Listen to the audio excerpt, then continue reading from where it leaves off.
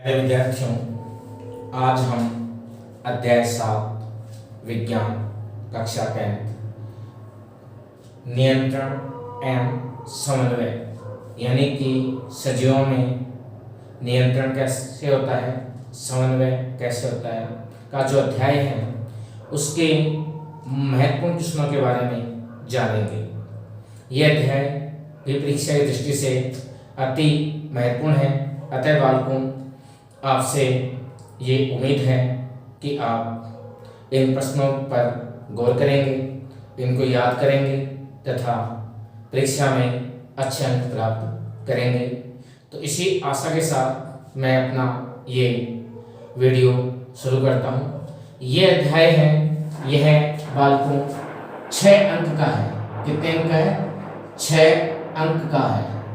यानी कि इस अध्याय में आपको 6 अंक के प्रश्न पूछे जाएंगे। इस अध्याय में 3 क्वेश्चन हैं, वो आपके 1-1 नंबर के आएंगे और एक क्वेश्चन है वह आपका 3 नंबर का आएगा। यानी कि 3 + 3 6 नंबर क्या आ जाएंगे? 6 नंबर का क्वेश्चन आएगा। तो पहला हम जो इस अध्याय का अति महत्वपूर्ण क्वेश्चन है कि 2 तंत्रिकाओं के मध्य रिक्त स्थान को क्या कहते हैं। जो तंत्रिका कोशिका होती है, एक तंत्रिका कोशिका से दूसरी तंत्रिका कोशिका के मध्य जब उद्दीपन पहुंचता है तो उन दोनों तंत्रिकाओं के बीच में रिक्त स्थान होता है, यानी खाली स्थान होता है, उसे क्या कहते हैं? तो आपको बताना है सिनेप्स कहते हैं। क्या कहते हैं? सिनेप्स कहते हैं। यानी 2 तंत्रिकाओं के बीच का जो रिक्त स्थान है या खाली स्थान है या खाली जगह है उसे क्या कहा जाएगा? तो आपको क्या बताना है? सिनेप्स बताना है। क्या बताना है? सिनेप्स। हो सकता है कि ये क्वेश्चन आपके वस्तुनिष्ठ प्रकार के प्रश्न में भी आ सकता है। तो आपके जिस ऑप्शन में सिनेप्स लिखा हुआ हो उसको क्या करना है? सही करना है। फिर हम बात करते हैं कि केंद्रीय तंत्रिका तंत्र, केंद्रीय तंत्रिका तंत्र किससे मिलकर बना होता है? ये अगर आपसे पूछा जाए या खाली स्थान वाला प्रश्न आए तो आपको बताना है कि केंद्रीय तंत्रिका तंत्र है वह मस्तिष्क और मेरुरज्जु से मिलकर बना होता है। बालकों, मानव शरीर में 3 प्रकार के तंत्रिका तंत्र पाए जाते हैं। कितने प्रकार के? 3 प्रकार के तंत्रिका तंत्र पाए जाते हैं। जो मुख्य है वो है केंद्रीय तंत्रिका तंत्र, दूसरा है परिधीय तंत्रिका तंत्र, तीसरा है स्वायत्त तंत्रिका तंत्र। ये 3 तंत्रिका तंत्र पाए जाते हैं। फिर हम बात करते हैं मानव शरीर का मुख्य समन्वय केंद्र है, यानी कि शरीर का समन्वय बनाए रखने का मुख्य बिंदु कौन सा है या सेंटर कौन है? तो वो आएगा मस्तिष्क। क्या आएगा? मस्तिष्क। यानी कि मानव शरीर का मुख्य समन्वय केंद्र क्या है? मस्तिष्क है। अब हमसे पूछा जाए कि मानव मस्तिष्क के भाग होते हैं। तो बालकों, मानव मस्तिष्क के 3 भाग होते हैं, अग्र मस्तिष्क, मध्य मस्तिष्क और पश्चिम मस्तिष्क। मानव मस्तिष्क को 3 भागों में बांटा गया है।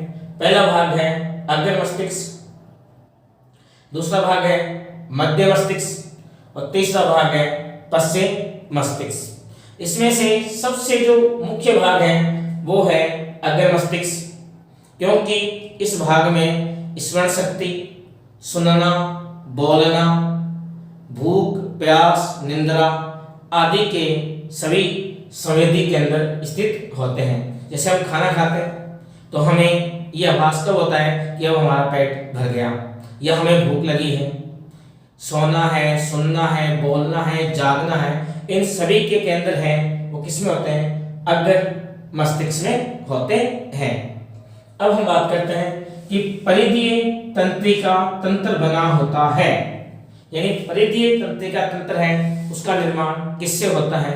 तो बालकों, परिधीय तंत्रिका तंत्र का जो निर्माण है वह मस्तिष्क से निकलने वाली कपाल तंत्रिका, ये किससे निकलती है? मस्तिष्क से निकलती है।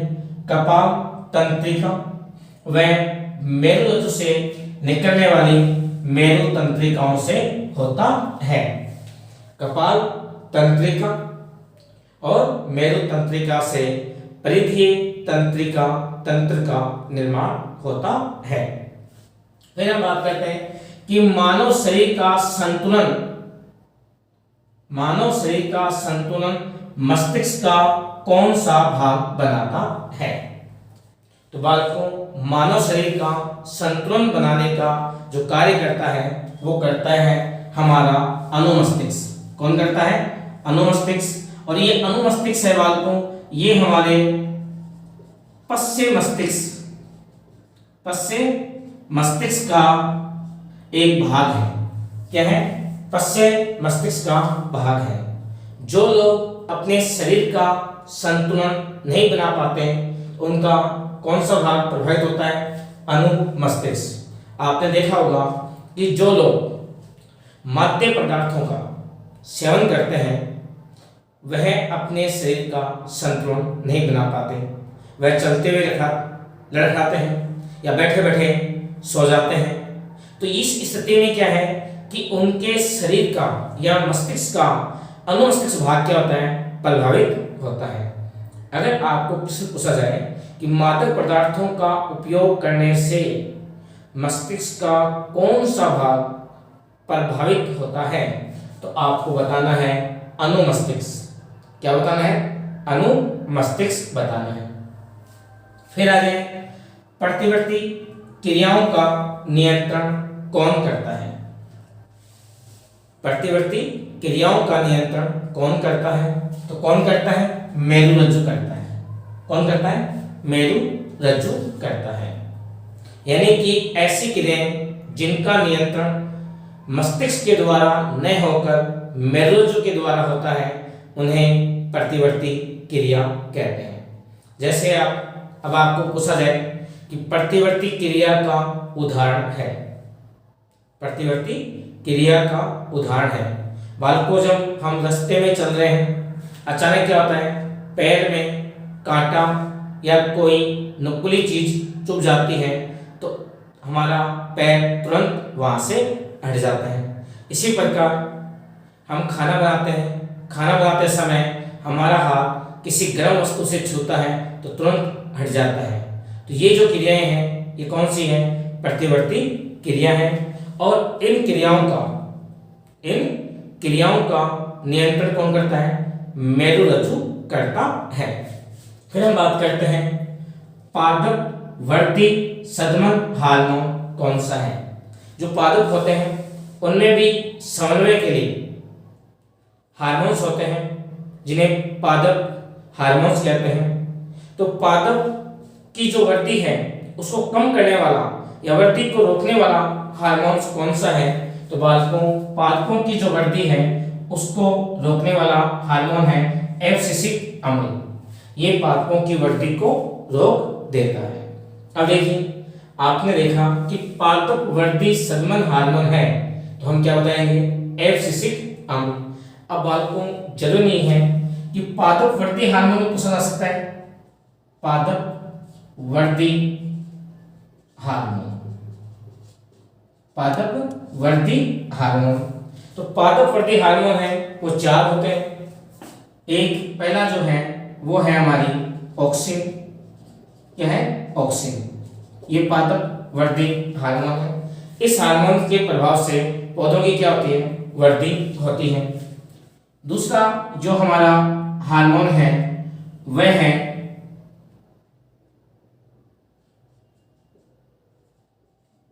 Cytokinin hormone. साइटोकाइनिन हार्मोन पादपों में कोशिका विभाजन की प्रक्रिया को बढ़ाने वाला जो हार्मोन है वो कौन सा हार्मोन है? Cytokinin hormone. कौन सा है? Cytokinin hormone. तीसरा जो हार्मोन है वो है हमारा एथिलीन हार्मोन। कौन सा हार्मोन है? Ethylene hormone. ध्यान रखना, फलों के पकने के लिए जो फल होते हैं उनके पकने के लिए कौन सा हार्मोन उत्तरदायी है, तो आपको बताना है एथिलीन हार्मोन। चौथा जो हार्मोन है वो है हमारा जिब्रेलिन हार्मोन। कौन सा है? Gibberellin hormone. अब देखिए ये जो हार्मोन है ऑक्सिन, साइटोकाइनिन, एथिलीन, जिब्रेलिन, ये क्या है? पादपवर्धी हार्मोन है।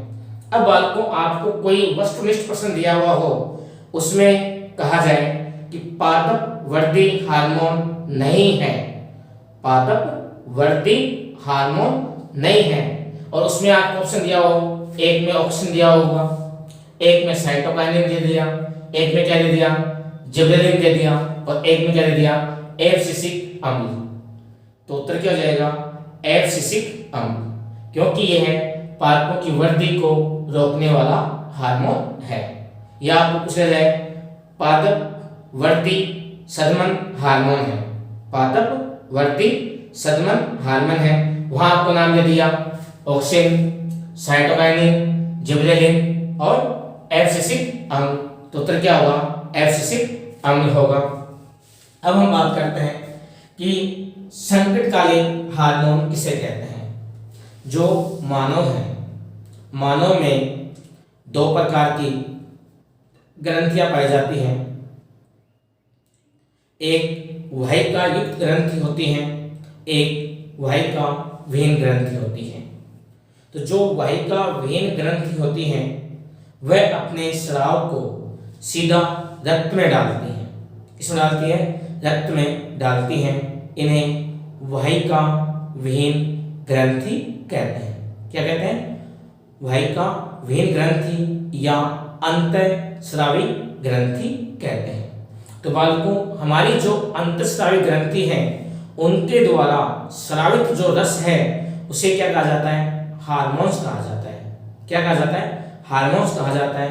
तो हम मानव शरीर में उपस्थित जो अंतःस्रावी ग्रंथियां हैं उनके द्वारा कौन कौन सा हार्मोन स्रावित होता है, उसमें से एक है अधिवर्कर ग्रंथि, अधिवर्कर ग्रंथि जिसे एडिनल ग्रंथि भी कहते हैं, और इस ग्रंथि द्वारा जो हार्मोन स्रावित होता है उसे एड्रेनल हार्मोन कहते हैं। ये ग्रंथि हमें प्रतिकूल परिस्थिति में तैयार करने का कार्य करती है, इसलिए इसे संकटकालीन ग्रंथि कहते हैं। जैसे मान लीजिए कई बार आप गुस्से में होते हैं तो हमारा चेहरा क्या हो जाता है? लाल हो जाता है।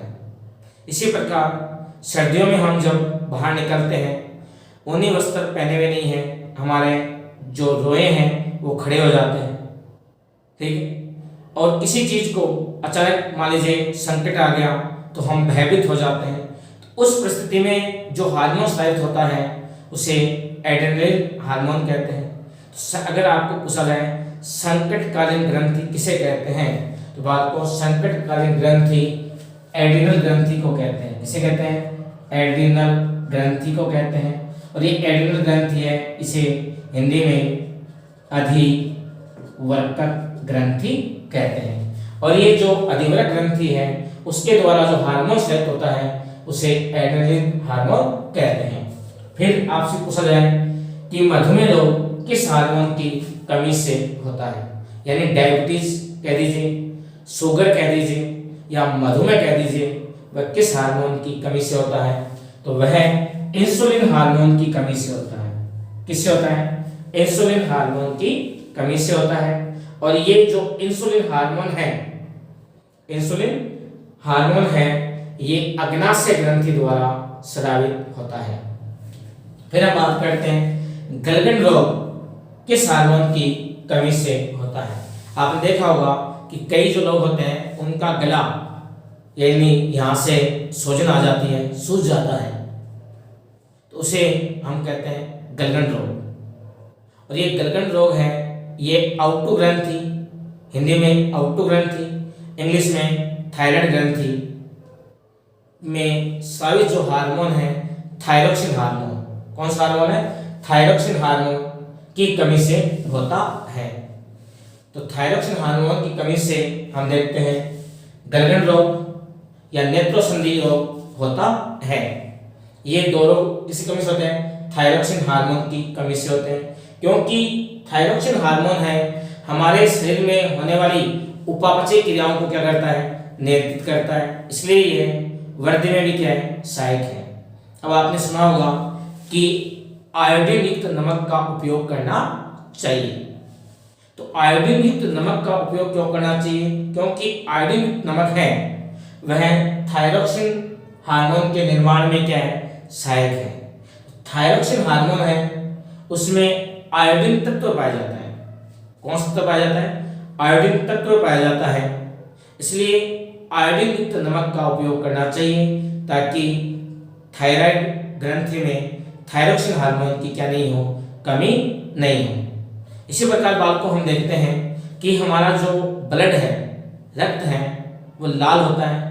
क्यों होता है, हीमोग्लोबिन के कारण।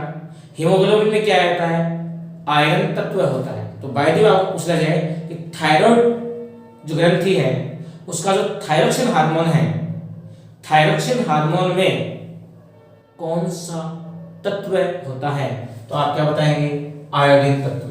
क्या होता है, आयोडीन तत्व होता है। आयोडीन क्या होता है, आयोडीन तत्व होता है। रक्त में कौन सा होता है, बालकों ध्यान है, आयरन। क्या होता है, आयरन या लोहा तत्व। क्या होता है, लोहा तत्व होता है। फिर हम बात करते हैं मानव में नर व मादा हार्मोन का नाम लिखो। यानी कि मानव में नर में वर्षण अंतःस्रावी ग्रंथि पाई जाती है, मादा में अंडाशय अंतःस्रावी ग्रंथि पाई जाती है। इन ग्रंथियों द्वारा जो हार्मोन स्रावित होता है उसे नर हार्मोन्स व मादा हार्मोन्स की संज्ञा दी गई है, क्योंकि इन्हीं हार्मोन के प्रभाव से नर के गौण लैंगिक लक्षणों का विकास होता है, जैसे दाढ़ी मुस्काना, आवाज का बाहरी होना, शरीर के विभिन्न भागों पर बालों का उगना, ये नर हार्मोन्स के द्वारा होता है। इसी प्रकार मादा हार्मोन्स। तो अगर आपको पूछा जाए कि नर लैंगिक हार्मोन का नाम लिखो, तो आपको बताना है टेस्टोस्टेरोन। क्या नाम है, टेस्टोस्टेरोन। मादा लैंगिक हार्मोन का नाम लिखो, तो वो है एस्ट्रोजन। क्या है, एस्ट्रोजन है। फिर हम बात करते हैं, ये जो हमारे क्वेश्चन थे ये छोटे क्वेश्चन थे। अब आपको ये पूछा जाए कि मानव में कितने प्रकार की क्रियाएं होती हैं, तो मानव में दो प्रकार की क्रियाएं होती हैं, एक ऐच्छिक क्रिया और एक अनैच्छिक क्रिया। एक ऐच्छिक क्रिया, एक अनैच्छिक क्रिया। ऐच्छिक क्रिया वह होती है जिन पर हमारा क्या होता है, नियंत्रण होता है। ऐसी क्रिया जिन पर मानव का नियंत्रण होता है उन्हें क्या कहेंगे, अपन ऐच्छिक क्रिया कहेंगे। जैसे बोलना, आपकी इच्छा है आप बोलेंगे, इच्छा नहीं है नहीं बोलेंगे। चलना, बैठे बैठे पैर का हिलाना, ये जो क्रियाएं हैं वो क्या है, ऐच्छिक क्रियाएं हैं। ऐसी क्रिया जिनका मानव के द्वारा क्या होता है, नियंत्रण होता है, उन्हें ऐच्छिक क्रिया कहते हैं। और जिन क्रियाओं पर मानव का नियंत्रण नहीं होता उन्हें हम क्या कहेंगे, अनैच्छिक क्रिया कहेंगे। क्या कहेंगे, अनैच्छिक क्रिया। जैसे नींद का आना, भूख लगना, मूत्र का उत्सर्जन, ये जो क्रियाएं हैं, हृदय का धड़कना, श्वास का लेना, ये सभी जो क्रियाएं हैं वो अनैच्छिक हैं, इन पर हमारा नियंत्रण नहीं होता। अब आप कहेंगे सर नींद ऐसी क्रिया, अनैच्छिक क्रिया कैसे है, तो भाई नींद है, उस पर आपकी इच्छा नहीं है, आप एक कुछ समय के लिए नींद को रोक सकते हैं, लेकिन एक अवधि के बाद आपको नींद हमेशा आएगी, आप बैठे बैठे ही नींद की झपकी ले लेंगे। तो ये जो क्रियाएं हैं वो क्या है, अनैच्छिक है। तो अगर आपको पूछा जाए कि मानव में कितनी प्रकार की क्रियाएं होती हैं, तो दो प्रकार की होती हैं, ऐच्छिक क्रियाएं और अनैच्छिक क्रियाएं।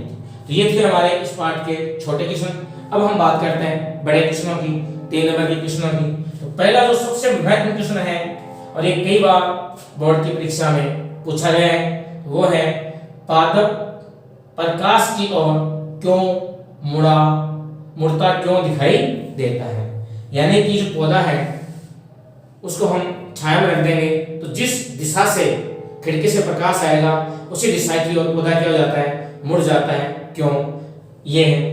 फिर है प्रतिवर्ती चाप का नामांकित चित्र बनाते हुए इसकी क्रियाविधि समझाइए। यानी कि प्रतिवर्ती चाप का आपको चित्र बनाना है और प्रतिवर्ती क्रिया किस प्रकार होती है, प्रतिवर्ती क्रिया किस प्रकार होती है उसका आपको क्या करना है, वर्णन करना है। फिर हम बात करते हैं कि तंत्रिका कोशिका का नामांकित चित्र बनाइए, या तंत्रिकाक्ष का, यह भी कहा सकता है तंत्रिकाक्ष का नामांकित चित्र बनाइए और तंत्रिकाओं द्वारा सूचनाओं का संचरण कैसे होता है उसको समझाइए। तो ये इस अध्याय के महत्वपूर्ण क्वेश्चन है। ध्यान से इन क्वेश्चनों को देखिए, आपको परीक्षा में कोई ना कोई क्वेश्चन 100% मिल जाएगा। आप अगर ध्यान से वीडियो देखेंगे, पूरा वीडियो देखिएगा, हो सकता है कि कोई बात छूट न जाए, इसलिए ध्यान से पूरा वीडियो सुनिए और इन प्रश्नों को दिमाग में डालिए। सफलता निश्चित रूप से आपके कदम चूमेगी। इसी विश्वास के साथ जय जय भारत।